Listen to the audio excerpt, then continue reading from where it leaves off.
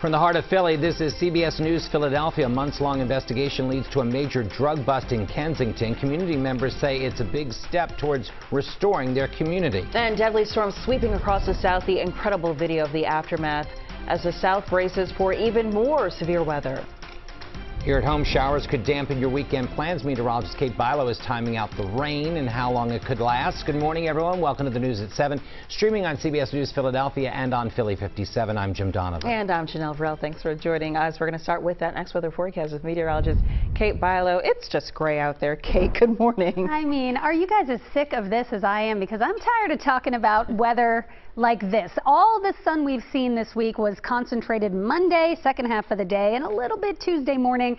That's it. And we don't have much more sun in the forecast until maybe Sunday afternoon. We're crossing our fingers. Monday of next week looks like our next sunny day. So we still have a lot of gray skies to get through. What to expect today? Again, you can see the clouds are in place right now. It is another cloudy day. That said, much like yesterday, it is pretty quiet. Yesterday we had some drizzle. I don't think we see quite as much of that today, but it's mild with temperatures getting to the low 70s. Not too bad.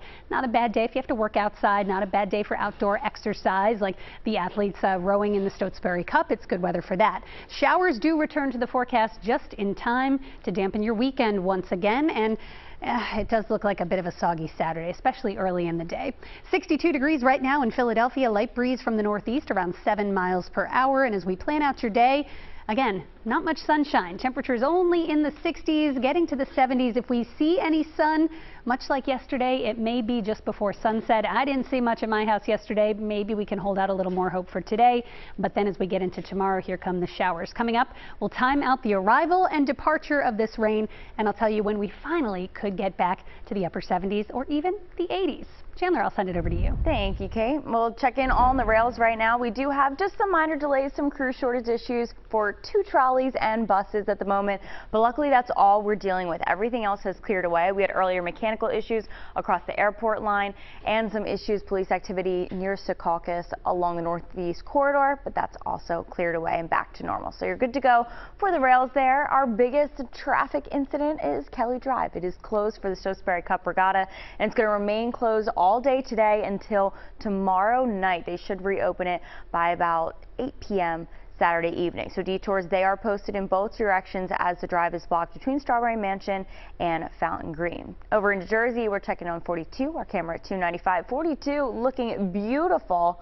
We're really not used to seeing this kind of volume levels at peak rush hour on a weekday. So enjoy it while it's out there. Yes, it's a bit gloomy, but at least the road conditions are off to a nice start, you know. All right, thank you for that, Chandler. At least 4 people are dead in Texas as yet another round of these powerful storms tear through the southern United States. Life-threatening flooding combined with strong winds are creating dangerous conditions, and as CBS News correspondent Jared Hill shows us, more severe weather is expected in that region today. Overnight, Texas taking a major hit as severe storms tore through the Houston area. We had a storm with 100 miles per hour winds, the equivalent of Hurricane Ike. Winds so strong they shattered skyscraper windows downtown. We all took cover in the bathroom, windows blowing out, trees flying everywhere. It was crazy. At the Houston Astros covered ballpark, video shows rain blowing inside. They're telling us to take shelter. What I want to emphasize is stay at home. Houstonians, stay at home tonight. Houston's mayor with that warning as he confirmed the storms claimed the lives of at least 4 people. So the initial indications are that we had fallen trees caused 2 of the fatalities. One was a crane accident as well that was blown over by the wind, or the strong winds. Transformers exploded throughout the city. Utility lines, a tangled mess. At one point overnight, more than 1 million power outages were being reported between Texas and Louisiana alone. Houston area schools are closed today. About an hour northwest in already waterlogged Bryan, Texas, more rain meant more flooding, and the threat of high water continues. Jared Hill, CBS News. Well, after more than 3 decades, investigators believe they have finally found the person who stabbed and beat a Lehigh Valley woman to death. Rose Nath was murdered in 1989 in North Whitehall Township. Police say Nath tried to fight off her attacker, Well, yesterday, prosecutors announced they arrested Michael Brish for her murder. Officials are crediting the arrest to advances in DNA testing. It's just become recently available, and that specifically includes touch DNA, which was recovered from one of the murder weapons. Eventually, that touch DNA was traced back to Michael Brish. You don't get a break for murder. There's no statute of limitations. This week, Brish was arrested in Ohio. He is being held in the Lehigh County Jail without bail and is expected in court next Tuesday. Well, sources are telling CBS News Philadelphia a former Philadelphia police officer accused of killing a man during a traffic stop in Kensington wants his trial moved out of the city. Body camera video captured the deadly confrontation last year. Mark Dial shot Eddie Irizarry while Irizarry sat in his car with the windows rolled up. Dial claimed he thought Irizarry had a gun. Police later found 2 knives in that car. Former Delaware County Director of Emergency Services Tim Boyce is now facing criminal charges less than a week after he was fired by the county. The decision stems from a complaint from a woman who used to report to Boyce. She accused him of trying to kiss and touch her against her will. Court papers say that Boyce apologized and the employee resigned the day after the alleged incident occurred. Boyce was fired by the county last week. We reached out to Boyce's attorney and have yet to hear back. Just 1 week after the city cleared out a 2-block stretch of Kensington Avenue, investigators have gotten thousands of packets of fentanyl off the street. CBS News Philadelphia reporter Alicia Roberts spoke to a local pastor who witnessed the impacts of the open-air drug market in the area firsthand. Images released by Philadelphia's DA's office shows what officers seized in a major drug bust in Kensington. Officials say back in January, state police began investigating 21-year-old Jada Williams, who's accused of selling the fentanyl, operating out of a home on the 3100 block of Kensington Avenue. Officers made 3 undercover buys from Williams, which led to search warrants, resulting in the seizure. District Attorney Larry Krasner says he plans to have more collaboration between his office's Dangerous Drug Offenders Unit and Gun Violence Task Force. It is our hope that in a truly collaborative and coordinated way that we will be able to take down some priority drug corners. Members of the City Council's Kensington caucus who focus on issues in the neighborhood say this case is a major step forward. This is a person that is directly responsible for destroying parts of that neighborhood.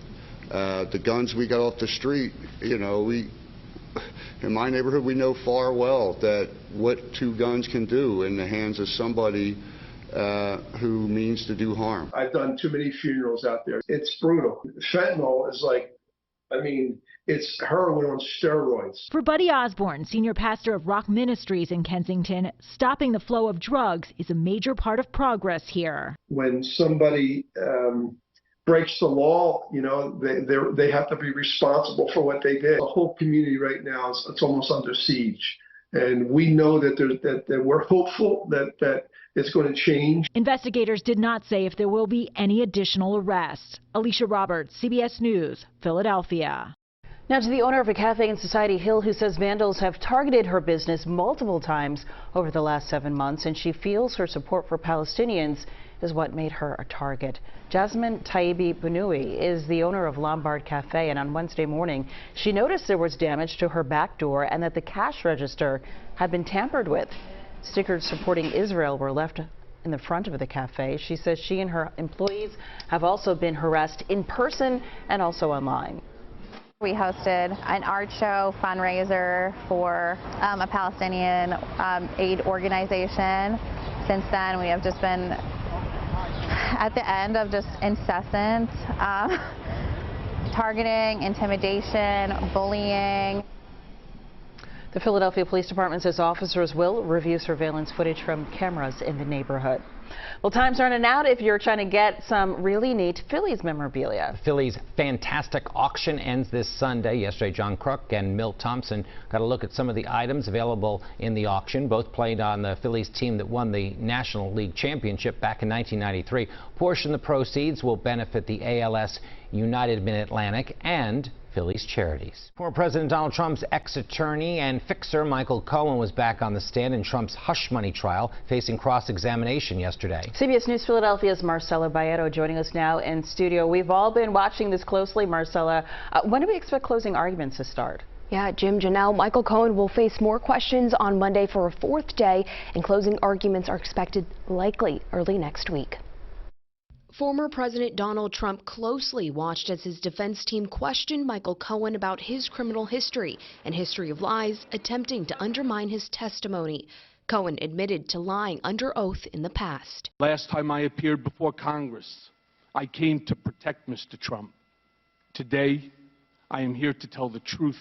The defense also played audio from Cohen's podcast. You better believe I want this man to go down and rot inside for what he did to me and my family. The trial appears to be drawing closer to a conclusion. The more that the defense spends cross-examining Michael Cohen, the more I think this really is their case and their theory, which is if you don't believe Michael Cohen, if you think he lied, then don't convict. Trump has denied he did anything wrong as he faces 34 felony counts. As he remains under a gag order, Trump was again joined at the courthouse by congressional Republicans. This is a kangaroo court, pure and simple. Their appearance drew condemnation from some House Democrats. You missed some votes. Yeah, you weren't here. You didn't show up for votes. The trial will take a break today to allow Trump to attend his son Barron's high school graduation in Florida. And the former president will also headline a GOP fundraising dinner in Minnesota. That's tonight. Now, he could still take the stand in his own defense, but sources tell CBS News that's unlikely. Jim, Janelle. Thank you very much, Marcella.